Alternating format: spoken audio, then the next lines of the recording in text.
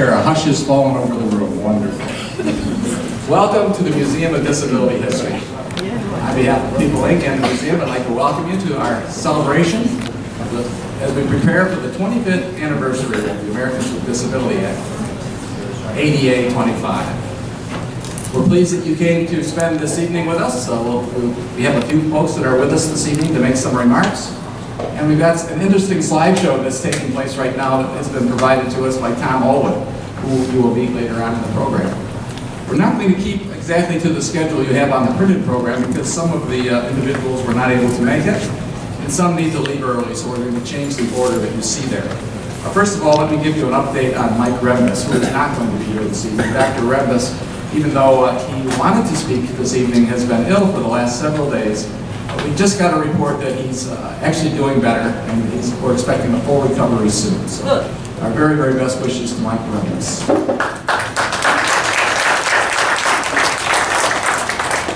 Our first speaker is well known to most of us, I hope, and probably the end of the evening. I'm sure she'll be well known to all of you. That is Rhonda Frederick. She's the president and CEO of People Inc. People Inc. is the parent company of the Museum of Disability History. And in addition to that, it's Western New York's largest human service agency with over 3,000 employees, assisting over 12,000 individuals in Western New York, Rochester, and the Finger Lakes. Rhonda started with People Inc. in 1980. Sorry about that, Rhonda. She started as a direct care worker and then rose through the ranks, becoming COO in 2002, and most recently CEO in 2014. What a wonderful CEO she has been for this short time, so we're very glad that she's here with us to make some remarks. Rhonda is also the president of an organization many of you know, the DDAWNY, the Developmental Disability Alliance of Western New York, which we're proud to say offers a single voice for the DD community in terms of political advocacy and much more. So without further ado, please help me welcome Rhonda Frederick.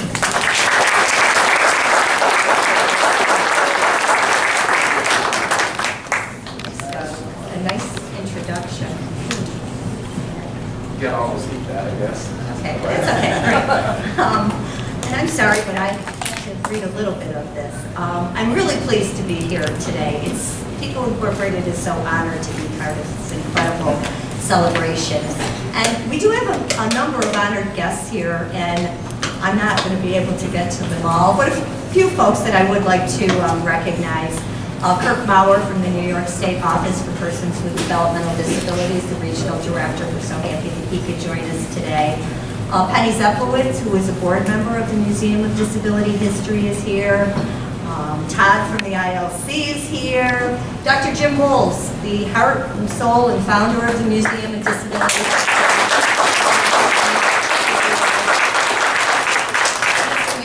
Responsible for this museum. I'm so happy to have him. We have some students from UB, Frank Camerata. We have all kinds of wonderful people, People Inc. staff, but I think most importantly, the great number of self-advocates who are here today. Yeah. This celebration is about you guys.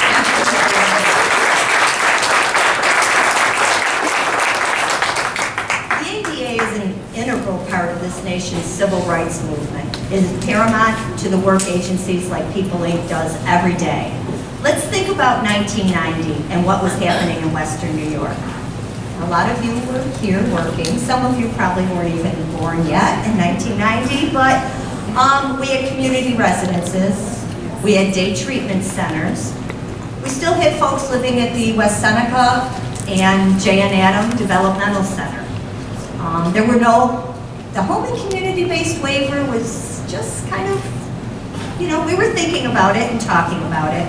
There certainly was no New York Cares. There was no OPS programs. There were no IRAs. There were no in-home supports for people. Services were all provided, based in buildings. I don't think there was service coordination. There might have been CM for the really old people like Mark Foley, who's not in the precursor to service coordination. There was some supported employment, but not a real lot.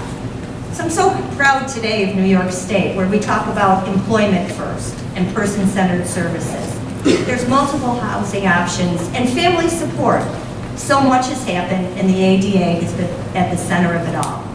Back in 1990, this museum did not exist. We are now so fortunate to have the Museum of Disability History right here in Western New York.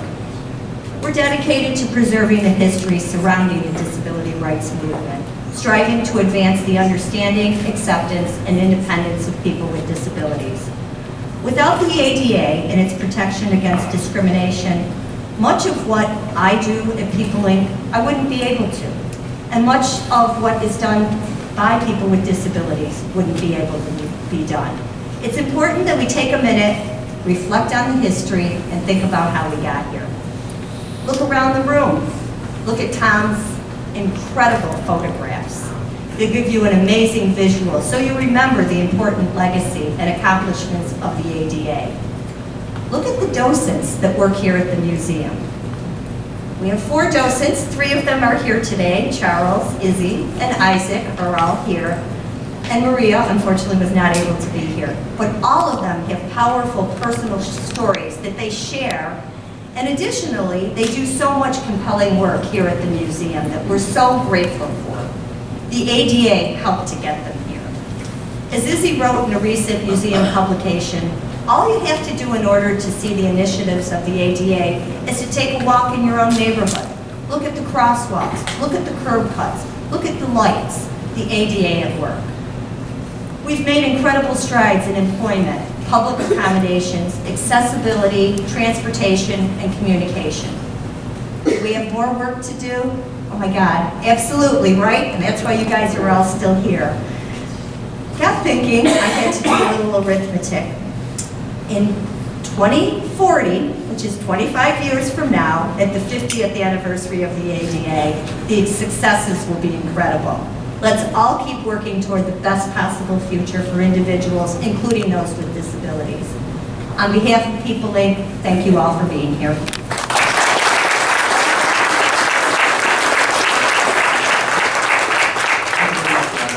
One other welcome, I don't know if Stefan is still here or not, but Stefan Mihailo was here. He's the Erie County Comptroller. So thank you for that, Stefan, for coming. The next speaker, we're going to have a change in our program. We're going to ask BJ Stasio to present, because BJ has another commitment and needs to leave by 5:30, so we know his remarks will be short. BJ is the Self-Advocacy Coordinator at the Western New York DDSO, probably an organization many of you are familiar with. He's also a well-known advocacy speaker.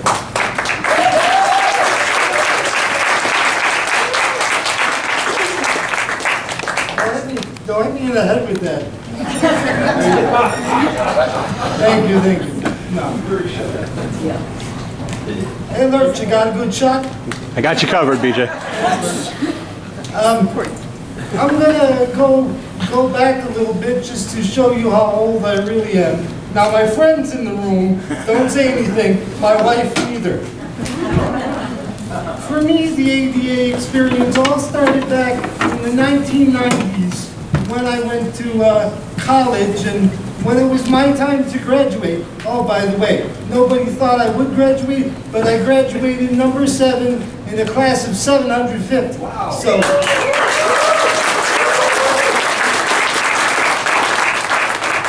but the ironic thing was, when it was my time to get my diploma, they had no idea of what accessibility was. So when it was my time to get my degree and my diploma, the dean of the school leaned over the stage and gave it to me. I didn't get to get my picture taken with my college mates, and the only picture I had is a small picture of me getting my degree from a balcony where I put my sister, which probably was a big mistake on my part. Anyway, and I had some job experiences before I started working at OPWD. Mark Foley actually helped me with my first job with the after-school program. Thank you, Mark. Yes.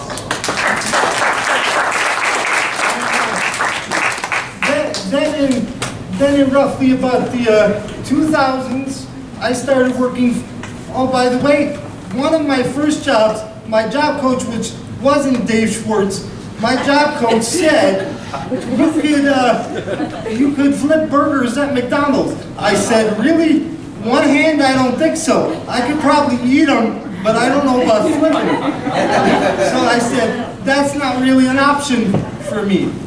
I was searching and searching for a job, and finally, the Self-Advocacy Association contacted me because I was working on a piece of legislation, and I was bothering them to get them to help me. Instead, they ended up hiring me to work at the DDSO, talking about disability awareness. And from that, I started working for the DDSO because I contacted the director at the time, Bruce Karatkin, and said, I want to come work for you. He said, doing what? I said, in my typical fashion, I don't know yet, but let me figure it out.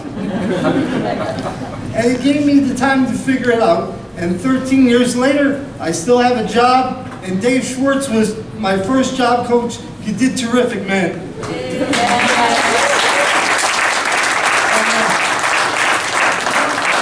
One of the ironic things about working there was, in Kirk, this is no reflection on you. I love you, man. As we all do, I had to use the bathroom on occasion, and there were no automatic door buttons on the doors to the bathrooms. So my coworkers got tired of me asking them to open the door to the bathroom for me. So my coworkers talked to administration and said, my coworker said, why don't you put an automatic door button on the door? And the response from administration was, it's too expensive to do so. So it was kind of interesting. So the union actually helped me with them build an accessible bathroom. That one time? Only one time. Only one time. That's right. You can only get one thing from the union in your entire career, so I chose the bathroom. And so, like I said, the ADA, now I didn't have an understanding of what the ADA was, and in 1990, Mike Rogers, a longtime friend, and I stumbled upon the discussion of the ADA because we were in Washington and we had no idea what they were talking about. Who knew it would be the ADA? Anyway, I was invited back to the White House for the 20th, and God, I hope they don't catch me for the 25th because it just goes to show how old I really am. But, you know, and the service system needs to have a better grasp on what the ADA is, because when you say, I need a reasonable accommodation and it's allowed by the ADA, then some people have to look and go, let me check on that. And I feel like saying, well, go look on the internet, I'm sure you'll get all the answers, and because of the ADA and what I've done legislatively with the marriage penalty, which is a piece of legislation I'm working on, because of my employment, I am married to my lovely wife, Amber. We're celebrating 7th year anniversary. So she has to put up with me and not being home, working all the time. As a matter of fact, I have an employment obligation. That's why Doug was nice enough to put me on early. And it's been my pleasure to be here. And never give up on your dreams. If they're important to you, they matter. Don't let anybody tell you different.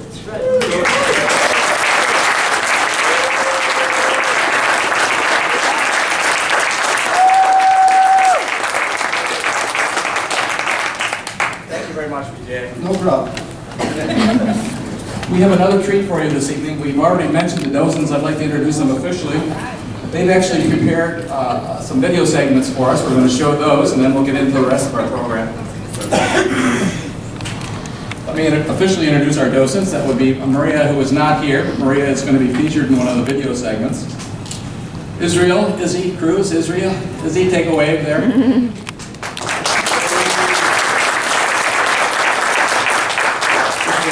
Okay, a new member there.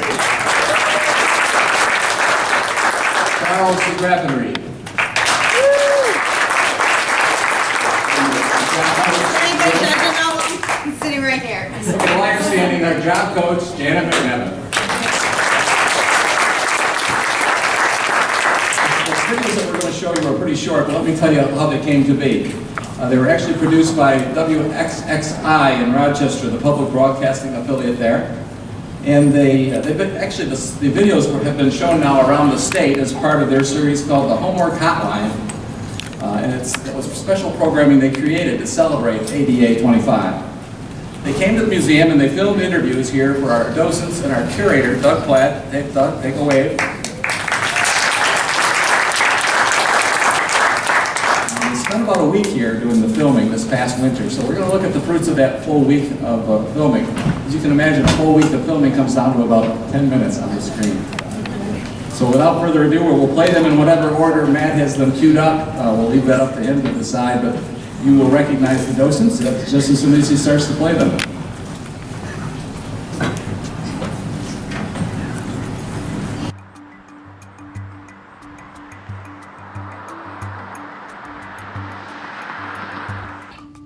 Hi, my name is Charles.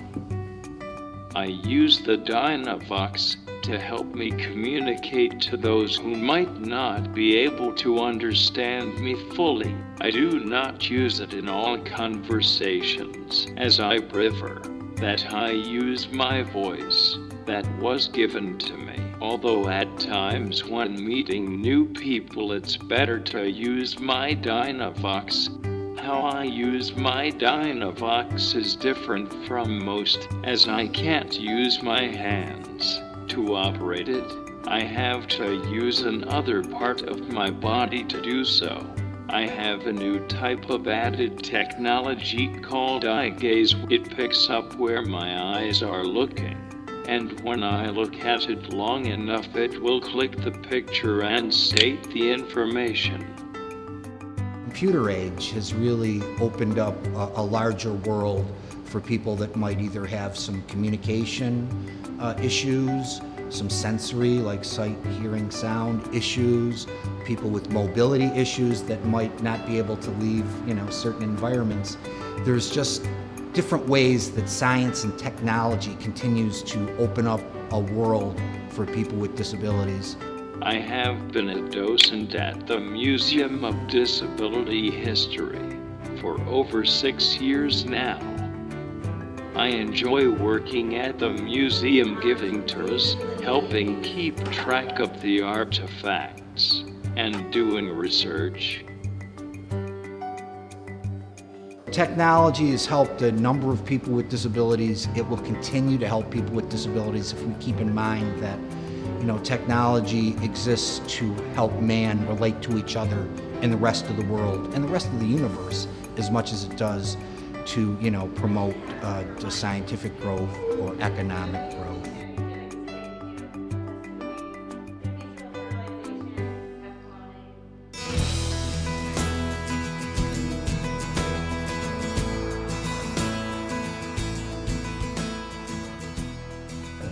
Hello, my name is Maria Bell, and I work at the Disability History Museum of People, Inc. And I also do Past Perfect and research on the computer, looking up artifacts to put in in the library, and I give tours for the new employees of People, Inc. When I was really young, I lived in 3 different institutions in New York City. In these places, there was a large number of people and little to no personal belongings. The care was mainly from the nurses, aides, and you were constantly being watched over, and they only let you know what they felt you needed to know.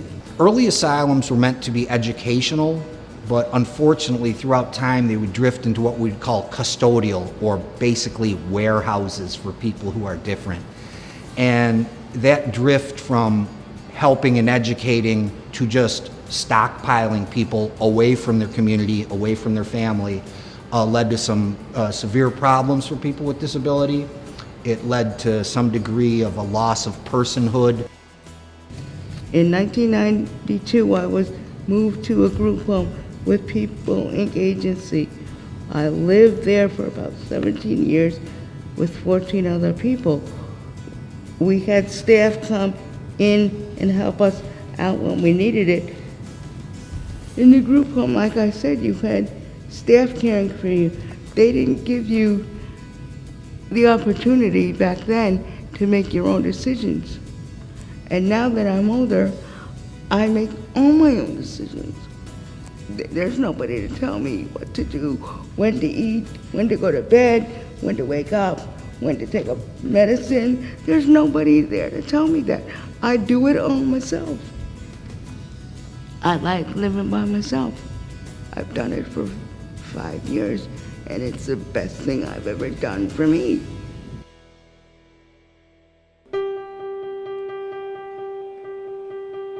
My name is Israel Cruz. I work here at the Museum of Disabilities. We give tours, do computer work, a lot of research. Today I'm going to tell you about the ADA, which is the Americans with Disabilities Act. The Americans with Disabilities Act of 1990 prohibits discrimination and ensures equal opportunity for people with disabilities. The ADA tries to help people who have some disabilities in the areas of sensory disabilities, like people who are blind or have visual impairments, people who are deaf or hard of hearing, as well as people that rely on alternate forms of getting around, people that use wheelchairs, people that use crutches.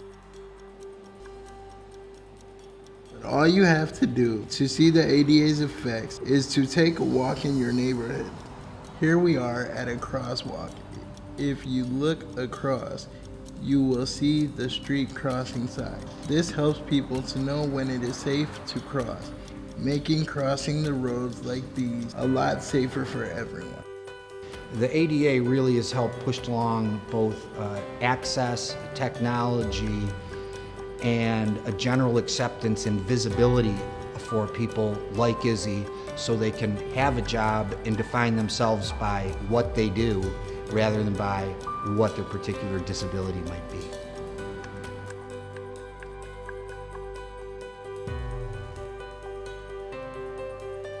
So I hope this information I gave you was a little helpful in learning about the Americans with Disabilities Act.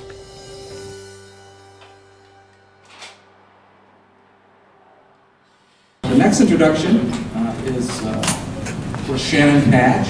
Shannon's with us this evening. She's the Chief of Staff for New York Senator Charles Schumer. Some of her past achievements include being Program Director for Junior Achievements. Congratulations on that. And she's also a current achievement. She is the Director of Special Projects for the New York State Senate. She's representing Senator Charles Schumer this evening. And just a little point of information I just learned. Shannon actually has a sister who receives services from People Inc. She's going to share with us kind of a moving story of some things that involve her sister. So thank you, Shannon.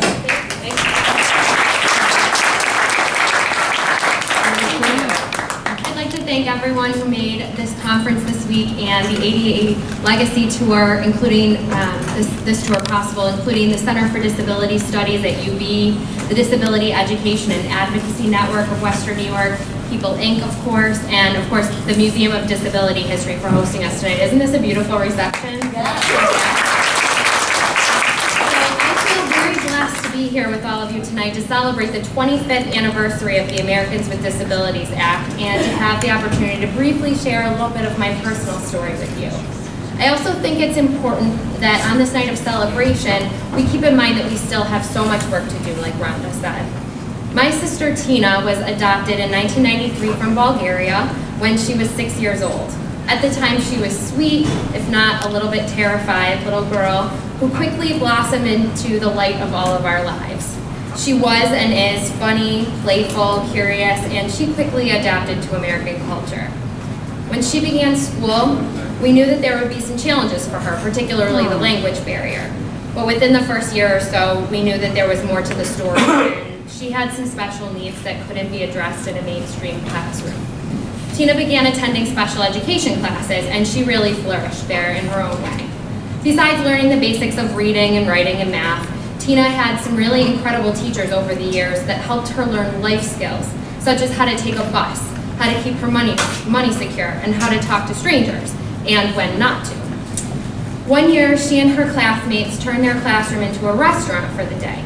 Each person had a different job, hostess, cashier, server, and each student had the opportunity to try their hand at each job. At the time, I thought it was just absolutely amazing. What a useful experience for the students, and of course they had fun serving spaghetti to their friends and family members. What I didn't realize, however, was how hard it would be someday to make sure that Tina had a job to go to. We're lucky in our family. My parents and I are able to supplement her SSI and provide just about everything Tina wants and needs.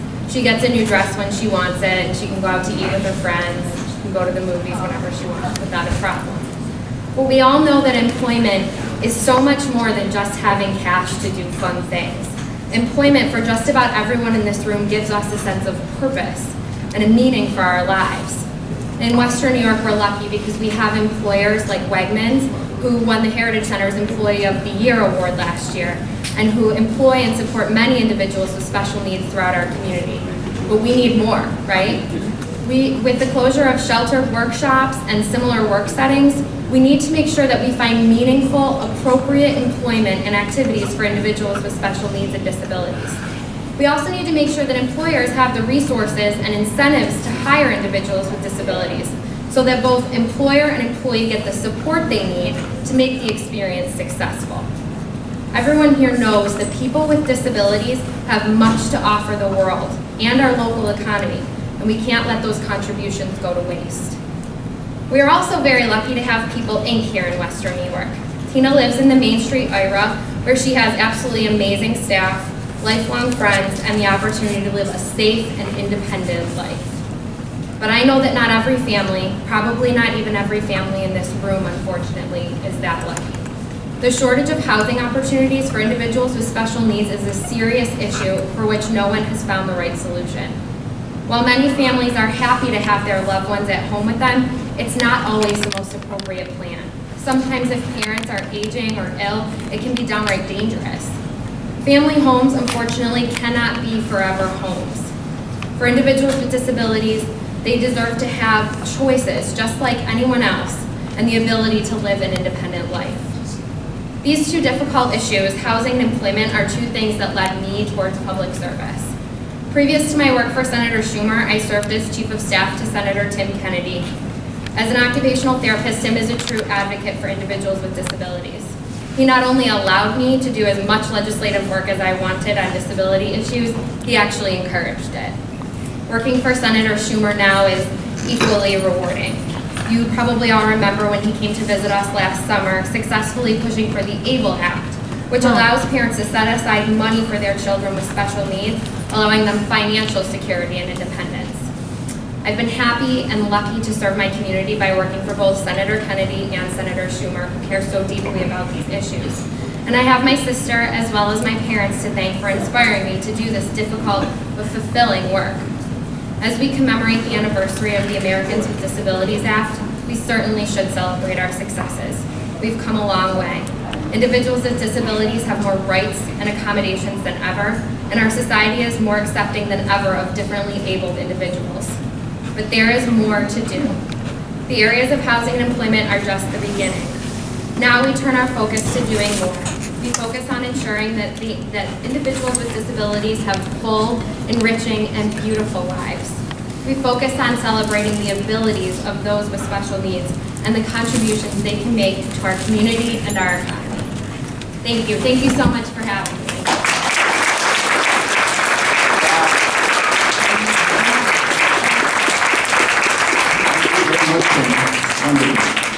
A couple of other announcements before we call up our next speaker. It's my pleasure to tell you this evening, and many of you are going to be part of it, but we've just learned in the last day or so that this event that we're at tonight is going to be featured on the cover of the July issue of the New Mobility magazine. So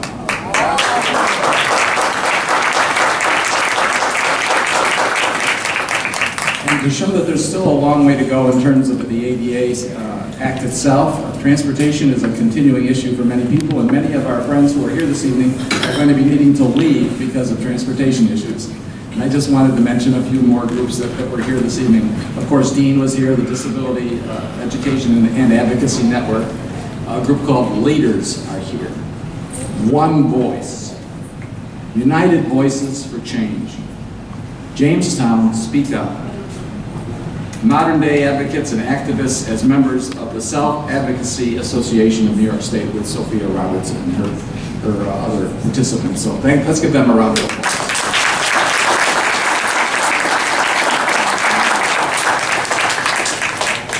Our next speaker is no stranger to the Museum of Disability History, and certainly not to People Inc., where he started his career. He started as a direct care worker, which I'm sure he's going to reiterate again this evening. His name is Mark Schroeder. Mark is currently the City of Buffalo Comptroller, but in 2002 he started as a county legislator. 2 short years later, in 2004, he became Assemblyman in New York State and now serves as Comptroller in Buffalo. Mark has worked tirelessly on mental health issues during his whole adult life. So let's welcome Mark Schroeder.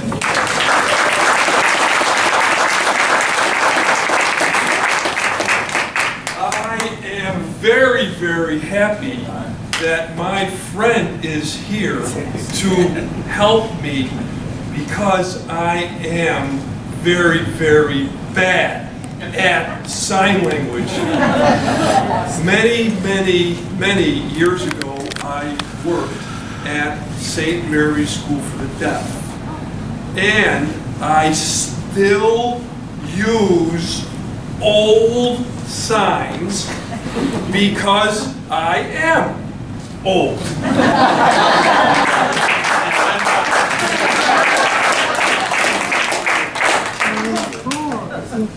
Good evening, everybody. Thank you.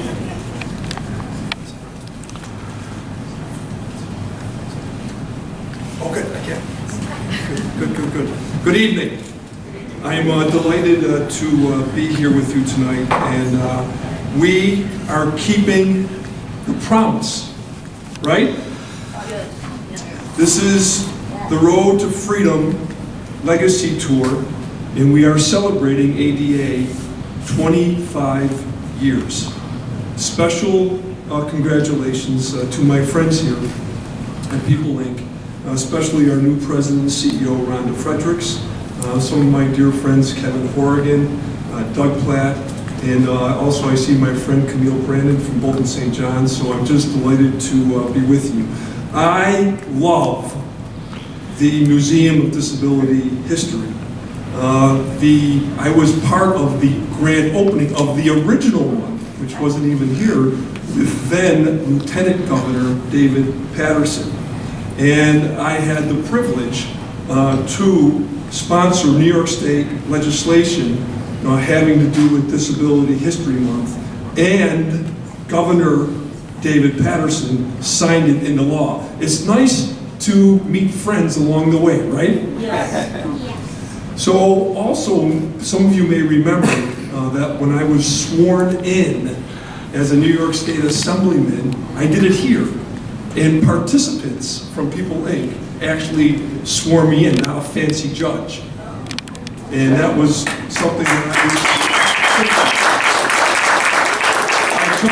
just recently, I was here for the Monument for the Forgotten, which was incredible. Display exhibit that was here. I think it was last June or so, and just a month ago or so, I did a video blast. Spread the word to end the R word, and so I am proud to participate. The ADA Legacy Project is important. It's important from a historical perspective. And going forward, it's vital for the ADA Amendments Act. There's more to do, right? There's more to do. So I just wanted to make a couple of chronological points, because it's not easy to do many of the things that you've been doing for all of these years. In 1956, John F. Kennedy wrote Profiles in Courage. It was a book about 8 United States senators who defied popular opinion and who exhibited acts of bravery and integrity. So I just want to remind you of the pre-ADA period. And in the mid-1970s, thanks to People Incorporated and other agencies, there was a councilman by the name of Dan Higgins. And Dan Higgins, his son is Congressman Brian Higgins. And Dan Higgins understood the importance of having a group home on Buffum Street in South Buffalo when everybody else was against it. Everybody else was against it, didn't understand it, didn't know why the councilman was doing it. Why are you doing it? He got threats, phone call threats to him and his family. But at the end of the day, he did the right thing. He did the right thing. And it led the way for many things that have happened over the last 25 years and that will continue to happen over the next 25 to 50 years, because we're not done yet, right? And I worked at People Inc., and I was a weekend warrior. And I came in at 11 o'clock on a Friday night, and I didn't go home until Sunday. And we cooked and we cleaned, and then we went out and played. We had a ball. We went to football games, baseball games. We even went to the corner bar and played pool, and I warned any participant, if I see him at the bar, you're out. In the ADA Legacy Slinger, it says disability rights are civil rights. And all of us have a responsibility to that. And we have a responsibility to make sure that we leave nobody on the side of the road. And so I'm reminded of the last speech during the Civil Rights Movement that Dr. Martin Luther King gave. You may know it as the mountaintop speech because of what he said at the end of the speech. But it's what he said in the beginning of the speech that reminds me of all of you. Don't leave anybody on the side of the road. Dr. King began to quote the prophet Amos. He was talking about going down the Jericho road, and it's a long, dark, dangerous road, and everybody in the hall that night in Memphis thought he was actually talking about the parable, that there was somebody on the side of the road. But Dr. King was talking about a lot of different groups and a lot of different people. He was talking about the oppressed people of Northern Ireland. He was talking about the oppressed people of South Africa. He was talking about the sanitation workers in Memphis. He's talking about those people here with special abilities who have been discriminated against. And then he got back to the parable. And he said there was somebody on the side of the road, but the high priest in his carriage and horse didn't stop. And the Levite in his fancy robes and jewelry didn't stop. But you know who stopped? You all stopped. The Good Samaritan stopped. Advocates stopped. And you're going to make this happen. And I am proud to be with you. And we're going to keep fighting the fight. God bless you.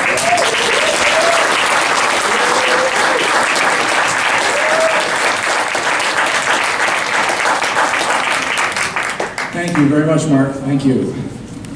Before I introduce the last speaker for this evening, I'd like to also send a special thank you out to, I don't see him in the room yet, so hopefully we will let him know before, if he's downstairs or where he may be, but Mr. David McCartman, could we give him a round of applause?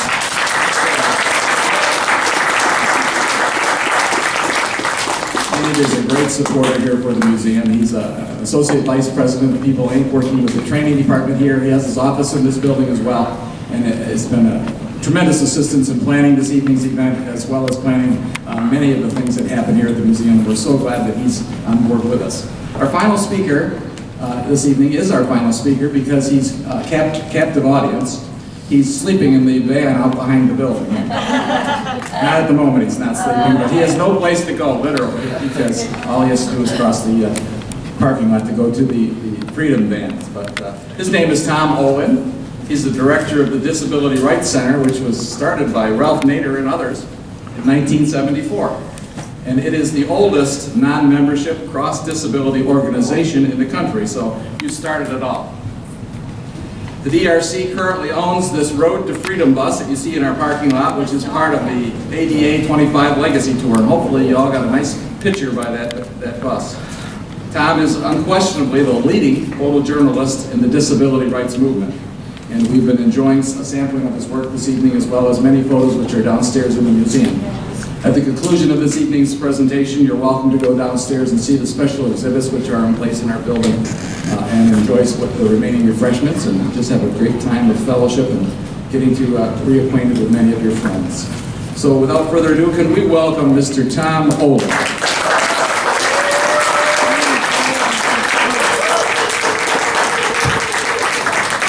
I'm so happy to be here. I mean, what a repository of ourselves and of the movement in what we're going to be. I mean, here we are celebrating the 25th anniversary of the ADA, and we are coming together so inclusively. I mean, there are so many different faces, so many different disabilities, so many that make up the community. And I think that is what we all feel in our hearts when we get together and see each other and commune with each other. Now, I've been lucky. I have a disability, and it's graphical dyslexia, and which I laugh at times because I'm not supposed to be talking very well and speaking very well. And it takes some graphic looking around and being able to see a community for me to talk about a community. Or it's also, I get to look at these pictures. Sorry, excuse me. His favorite picture, actually, because he has a community around him. In his bedroom, this was his picture. It wasn't a picture of just him with Lincoln Memorial behind him or the Washington Monument behind him. It was the community behind him. So I'm really, really impressed that we actually, the country has different places, different repositories to have our history at, because history is very, very important. We actually, it's the young that when I'm on this traveling show, I guess you would call it. I was here 8 years ago when we had trouble with the ADA, and we actually, ADA is a living civil rights law that we have to just keep up. We can't just say, okay, we've got the transportation, because when we do that, then the lift breaks down and they might not fix it. We always have to just be there constantly, because if the wheel is not clogged at times, then they won't notice it. So we need to always be present for all the organizations that you represent. Make sure that not only you, but you also have someone mentoring by you. It's really important that our young come up and get to see what we have done. This is one of the largest civil rights laws in our nation and also the world. It has now taken part in the UN. We just last year the UN was investigating the cut of services in England. People were dying. It was our our fight, that said no to a lot of times when the government said would just pass us by. I mean, we put ourselves in a place where this lady right here had to use the underground, we call it the underground disability railroad. Services in Tennessee were so bad that once you got out of a nursing home and didn't have any services, you had to go to a state that actually did have services. She now lives in Denver. This was a response. This is when we're fighting for the ONSED, which became a part of the ADA. This is that living part of the law that is so great about the ADA and about us. This was actually a march from Philadelphia all the way to DC, and there were people that actually in manual wheelchairs that actually wheeled all the way there. Electric chairs, and you've never seen a power cord with so many outlets to it. It looked like a serpent from the ocean. And then about 1 o'clock each day you would see a semi-flatbed with 15 accessible porta potties running to the next place that we're going to sleep at. But it takes us, we love to be in places and show the rest of the world that not only can we do what you do, but we can even do it differently. And we can do it in very creatively. Actually, at the end of it went through a lot of different weather. At the end, even a hurricane came to join us. But it took years to get this, and thousands of people went to jail on this law. So it's not a law that was just given to us. We had to fight for it, and that's why it's still around. We were respected for it, and there's a lot more to come.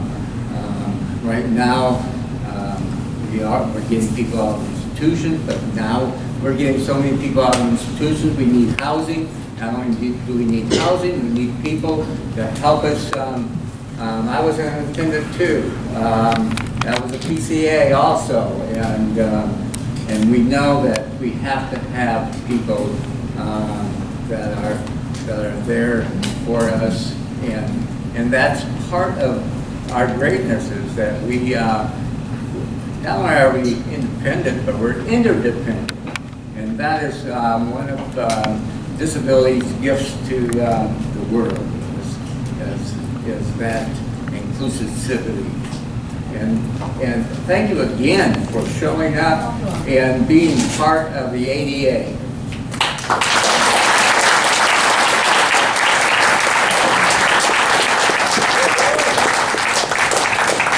Thank you, John. I think you get the award for coming the greatest distance, so thank you. And we're pleased that you all took time this evening to come, and we're glad we made it by our 6 o'clock curfew for those who have 6 o'clock transportation arrangements. And thank you all. Please don't leave, though. We have a lot of food we're going to serve yet. The food is going to start to be passed again, so I'm sure you've got a little more room for some of this fine food which is going to be passed. So please stay and enjoy the rest of the evening. Thank you.